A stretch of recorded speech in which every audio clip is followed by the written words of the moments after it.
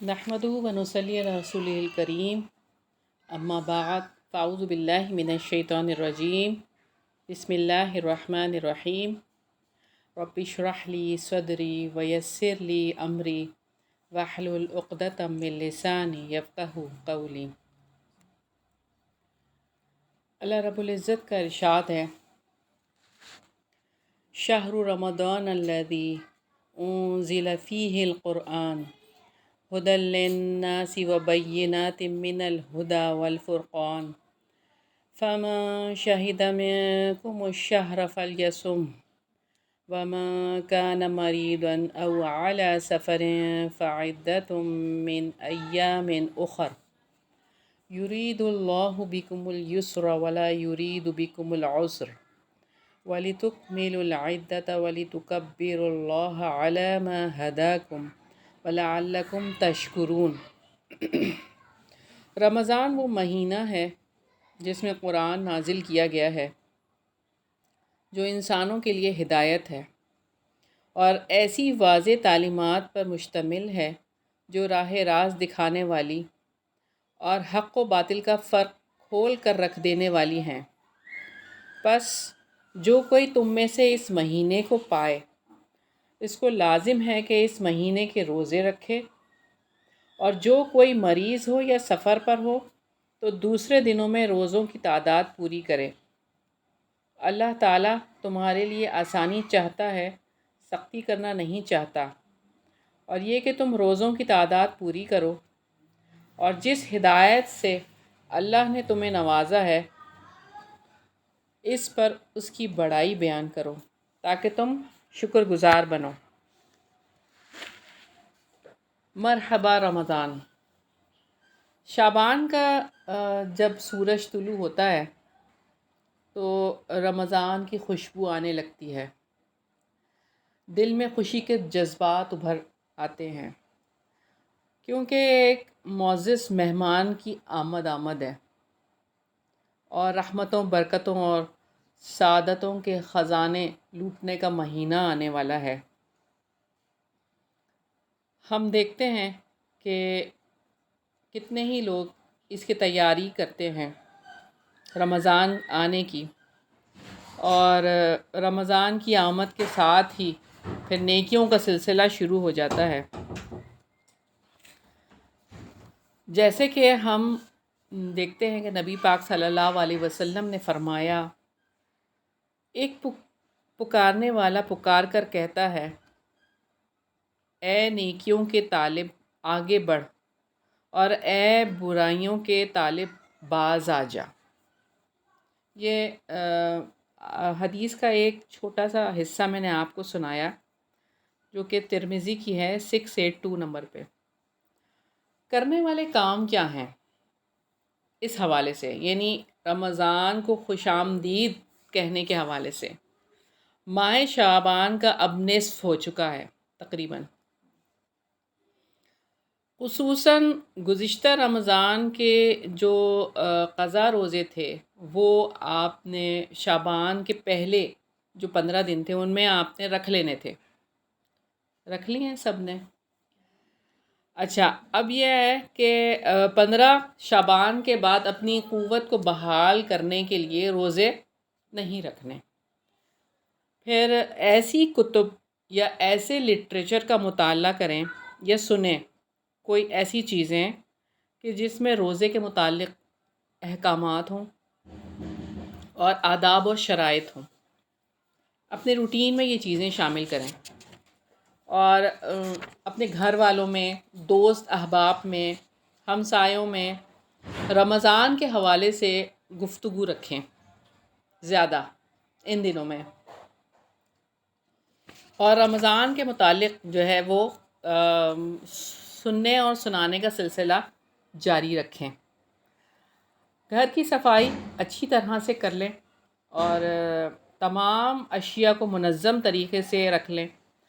مثلاً کام کے دوران قرآن مجید سننے کے لیے آپ اس کو پورا سیٹ کر لیں، یا تو آپ کے پاس موبائل فون ہے یا آپ کا لیپ ٹاپ ہے یا جو بھی ہے، اس کے لیے آپ پورا اس کو سیٹ کر لیں۔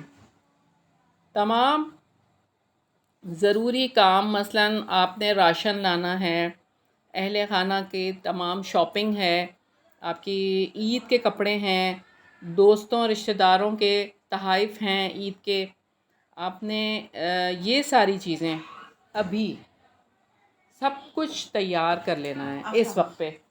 اور رمضان میں کیونکہ آپ کی عبادت میں خلل نہ ہو، آپ نے اس چیز کو جو ہے وہ مد نظر رکھتے ہوئے یہ کام کرنا ہے.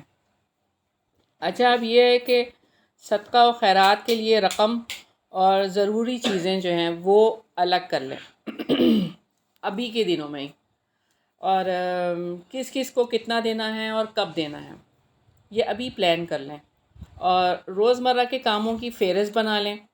اسی طرح آپ عبادات کی بھی فہرست بنا لیں کہ قرآن مجید کی تلاوت آپ نے اس رمضان میں کتنی کرنی ہے، ڈیلی کا کتنا پڑھنا ہے، حفظ کیا کرنا ہے، کتنا ڈیلی کا حفظ کرنا ہے، نوافل کتنی پڑھیں گی، اور ذکر کتنا آپ نے کرنا ہے.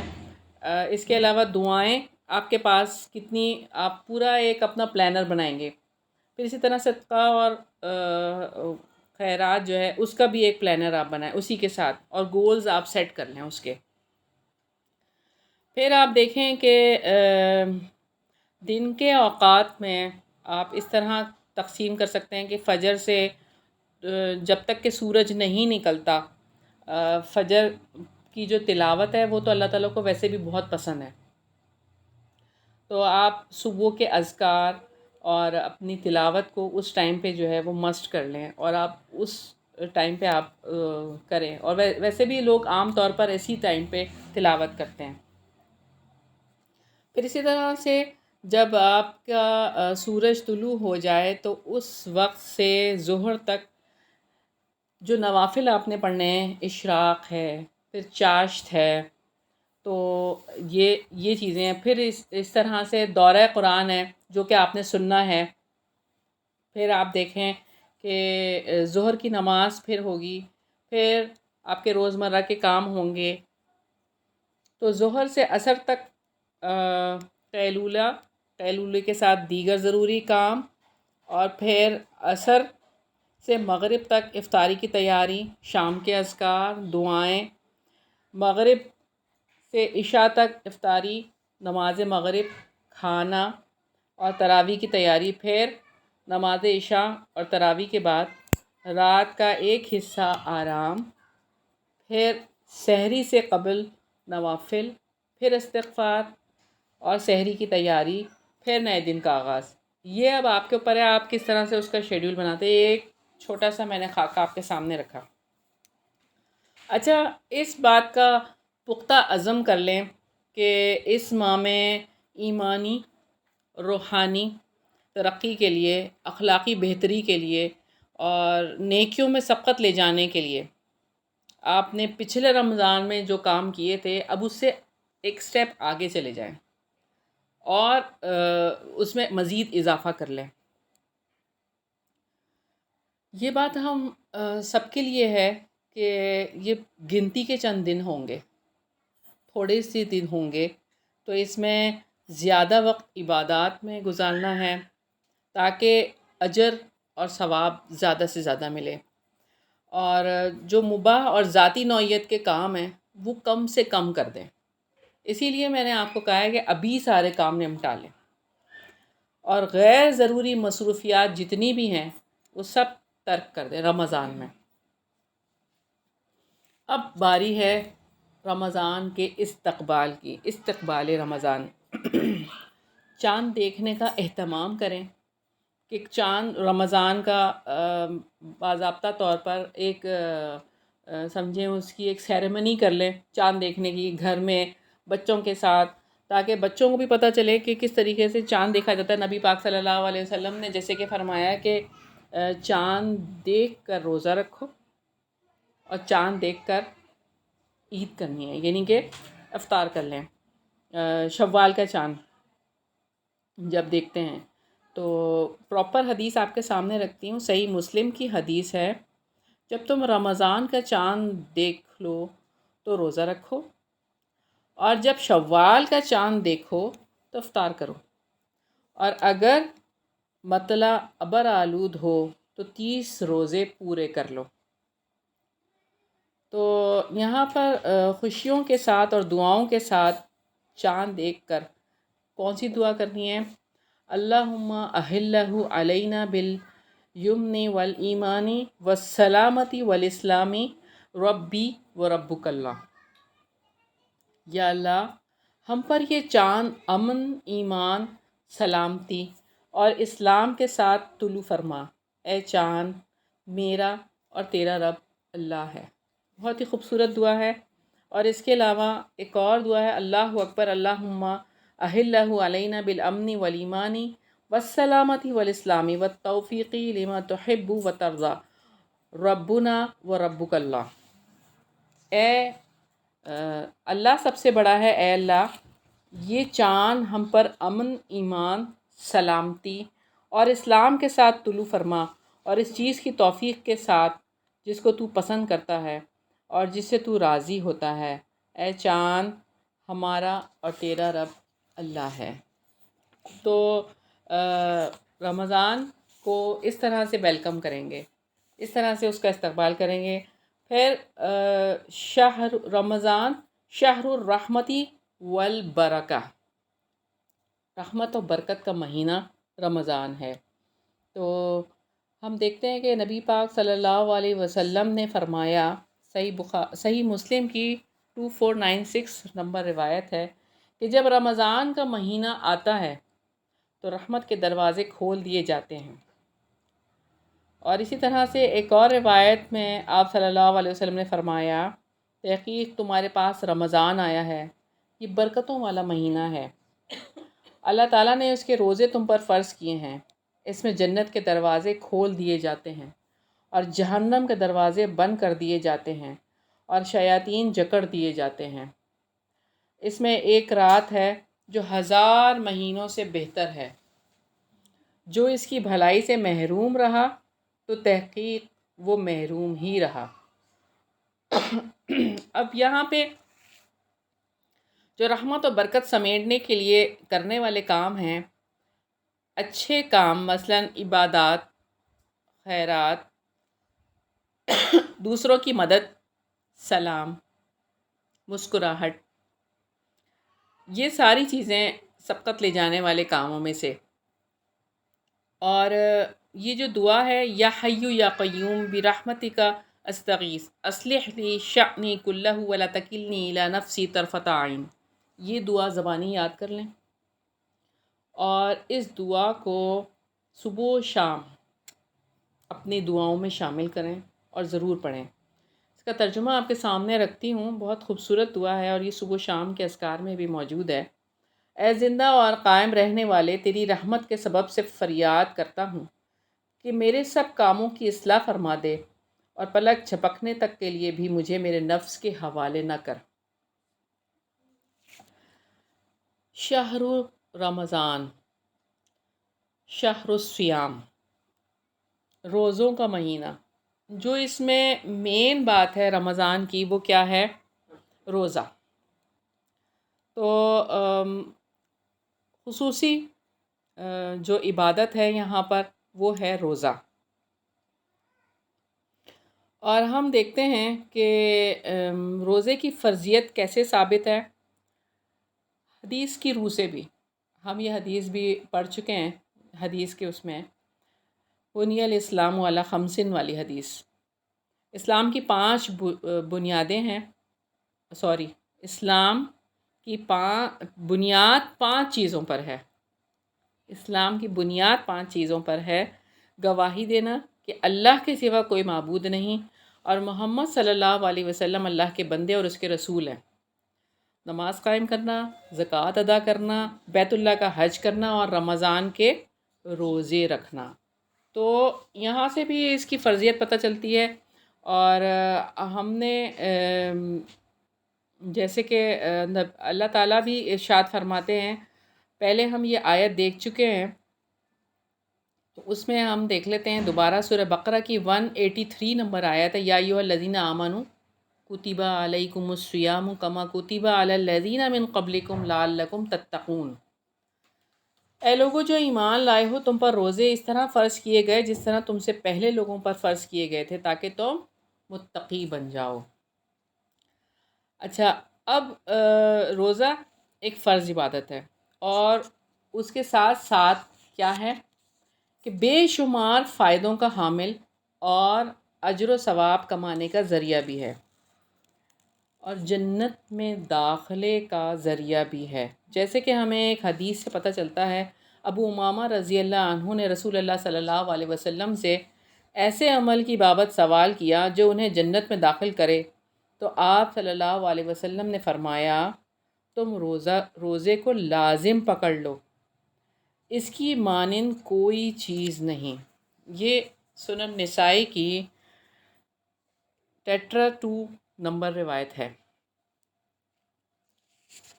روزے دار کے لیے جنت میں خصوصی دروازہ ہے،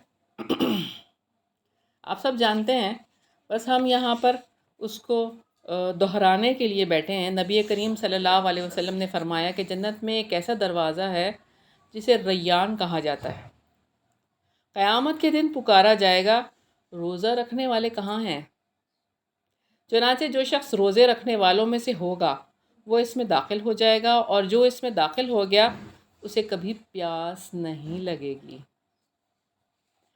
تو یہ کتنی سعادت کی بات ہے، الحمدللہ۔ اور یہ آپ دیکھیں، روزہ آگ سے بچاؤ کا ذریعہ بھی ہے۔ نبی کریم صلی اللہ علیہ وسلم نے فرمایا کہ جو شخص اللہ کے راستے میں ایک دن کا روزہ رکھے گا، اب یہاں پہ فرض روزے کی بات نہیں ہے، نفل روزے کی بات ہے، اللہ کی راہ میں ایک دن کا روزہ رکھے گا، اللہ تعالیٰ اس کے بدلے اس کے چہرے کو آگ سے 70 سال کی مسافت پر رکھے گا۔ اور یہ ہم دیکھتے ہیں صحیح مسلم کی 2711 نمبر روایت ہے۔ تو یہاں سے یہ نفل روزہ یعنی روزے کی جو ہے وہ اہمیت کا پتہ چلتا ہے۔ پھر روزہ دار کی منہ کی بسان جو ہے وہ اللہ تعالیٰ کو بہت پسند ہے۔ آپ صلی اللہ علیہ وسلم نے فرمایا کہ قسم اس ذات کی جس کے ہاتھ میں میری جان ہے، روزہ دار کی منہ کی بسان اللہ تعالیٰ کو مشک کی خوشبو سے زیادہ پسندیدہ ہے۔ یہ صحیح بخاری کی 1894 نمبر روایت ہے۔ پھر روزے کی جزا خود اللہ تعالیٰ دیں گے۔ اس کے حوالے سے نبی پاک صلی اللہ علیہ وسلم نے فرمایا، ابن آدم کے تمام اعمال اس کے لیے ہیں سوائے روزے کے، بے شک وہ میرے لیے ہے اور میں خود اس کا بدلہ دوں گا۔ تو یہ روایت بخاری کی 1904۔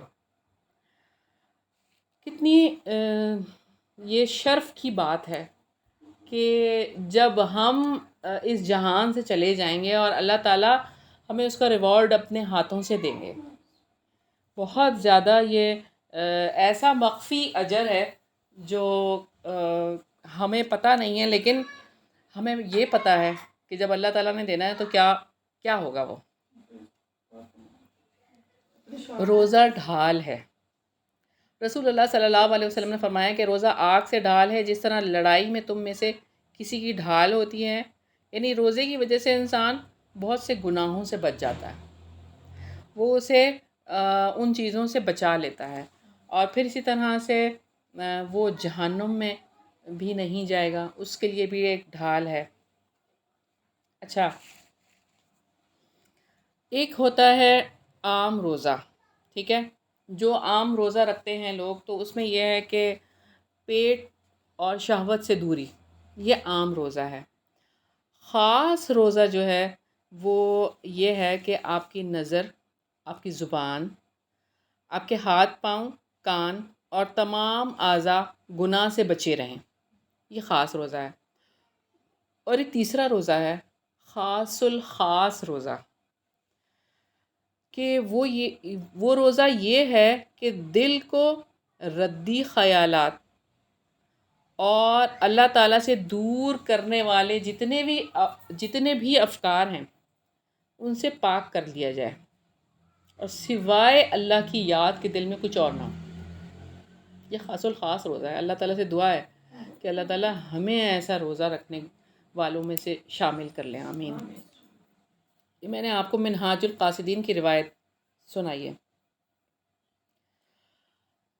اب کرنے والے کام کیا ہیں روزے کے حوالے سے؟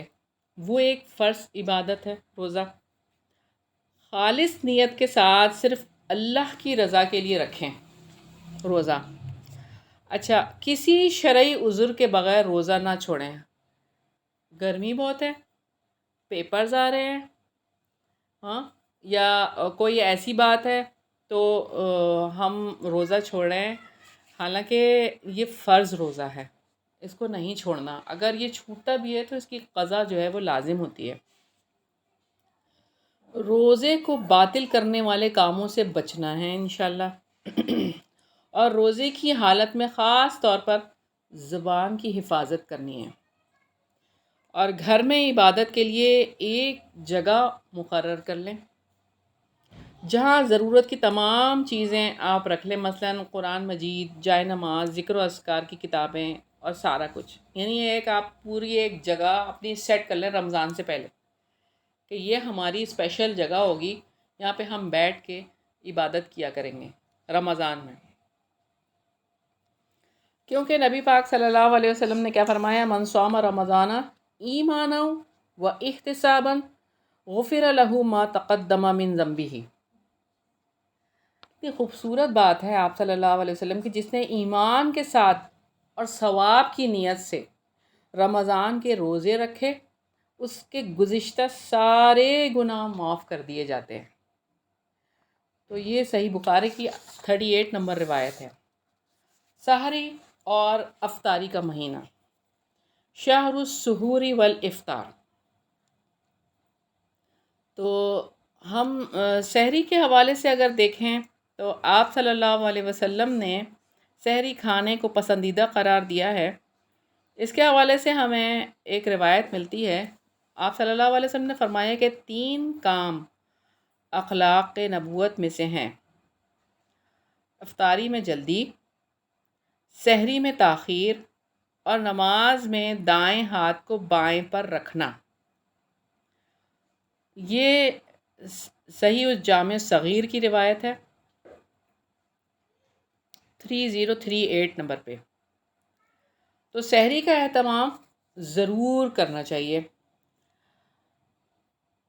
نبی کریم صلی اللہ علیہ وسلم کی یہ سنت ہے سحری کھانا، اور اس سلسلے میں ہم دیکھتے ہیں کہ آپ صلی اللہ علیہ وسلم نے فرمایا سحری کھاؤ کیونکہ سحری کھانے میں برکت ہے۔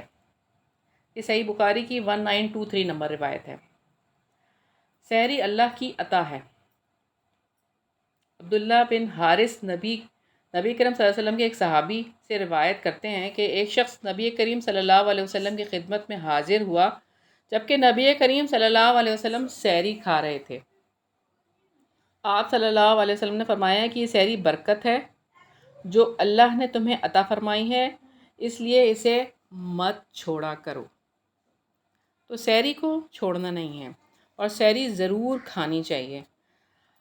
ایک اور روایت سے ہمیں پتہ چلتا ہے کہ آپ صلی اللہ علیہ وسلم نے فرمایا سحری کھانا باعث برکت ہے، اس لیے اسے ترک نہ کیا کرو، خواہ پانی کا ایک گھونٹ ہی پی لیا کرو۔ بعض اوقات ایسا ہوتا ہے کہ آپ دیر سے اٹھے ہیں، اب آپ کہہ رہے ہیں کہ اذانیں ہو رہی ہیں، اب کیا کریں؟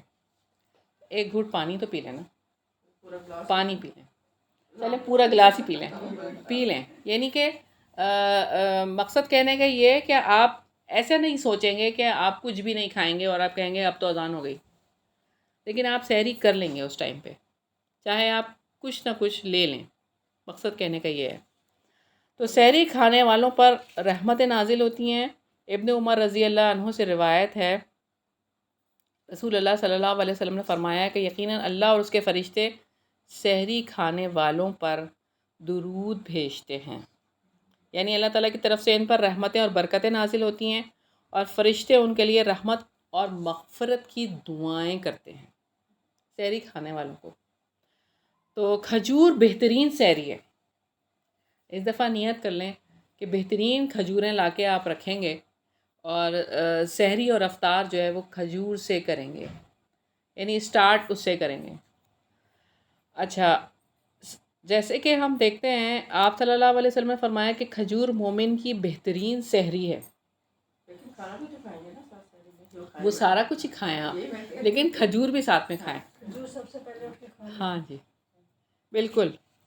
اور افطاری کا وقت خوشی کا وقت ہے. افطاری کے لیے آپ دیکھیں کہ آپ صلی اللہ علیہ وسلم نے فرمایا کہ روزے دار کے لیے 2 خوشیاں ہیں. ایک اس وقت جب وہ افطار کرتا ہے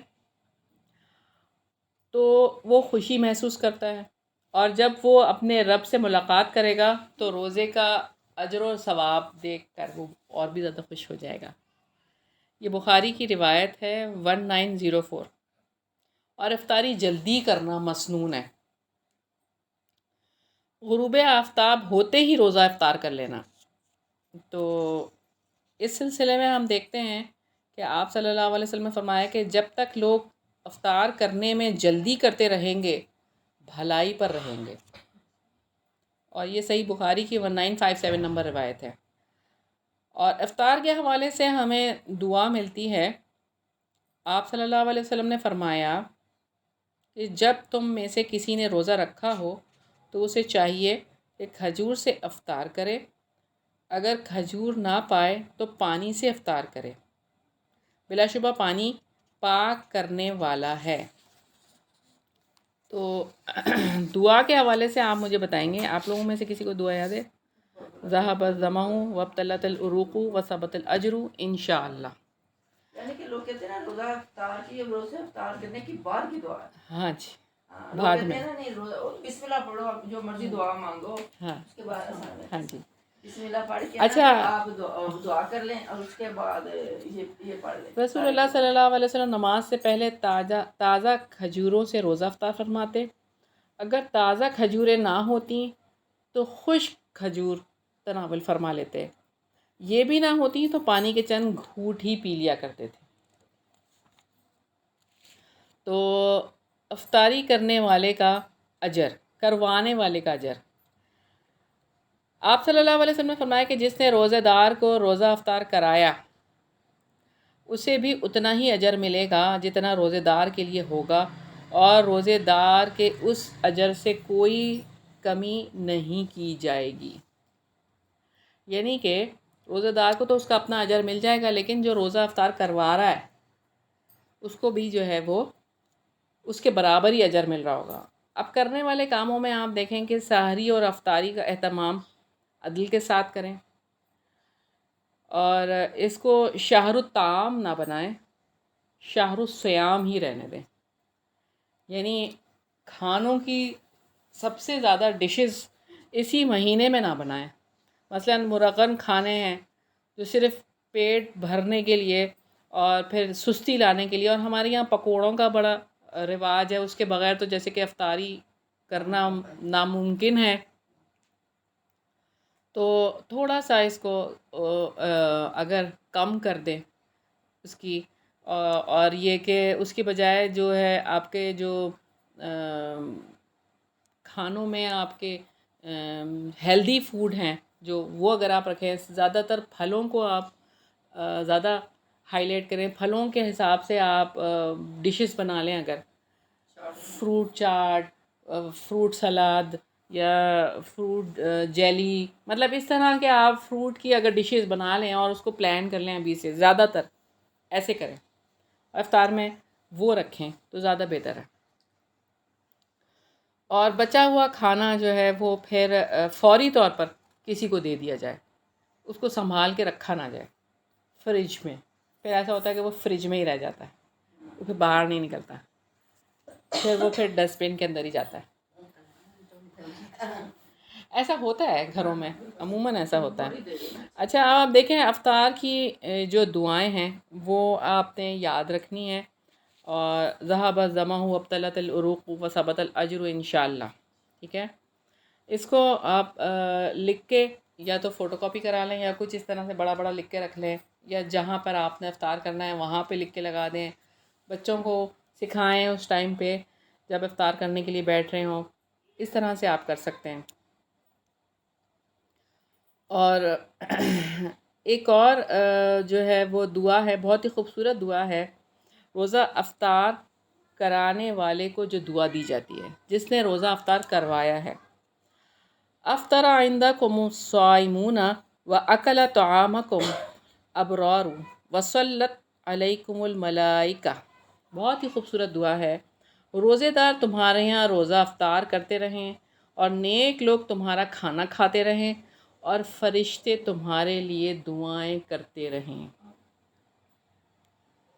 اچھا، اگلی بات کیا ہے؟ بخشش کا مہینہ، شہر الغفران، یہ بخشش کا مہینہ ہے۔